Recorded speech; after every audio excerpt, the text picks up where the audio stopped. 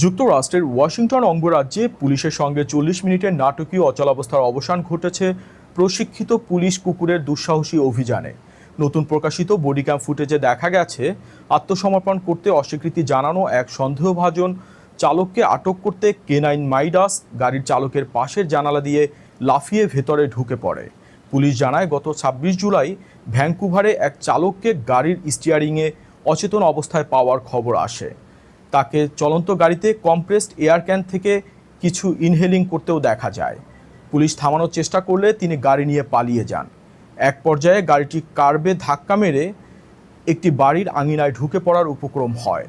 পরে গ্রাপলার ডিভাইস ব্যবহার করে গাড়িটি থামানো হয়, কিন্তু এরপরও চালক গাড়ি থেকে বের হতে অস্বীকৃতি জানান। ৪০ মিনিট ধরে নানা উপায়ে চেষ্টা করেও তাকে বের করা সম্ভব হয়নি। শেষ পর্যন্ত পুলিশের নির্দেশে K9 মাইডাস জানালা দিয়ে ঢুকে পড়ে এবং কর্মকর্তারা দ্রুত চালককে আটক করেন। ব্র্যান্ডম ওয়েলসের বিরুদ্ধে DUI, রেকলেস ড্রাইভিং, পুলিশকে এড়ানো এবং গ্রেপ্তারে বাধা দেওয়ার অভিযোগ আনা হয়েছে।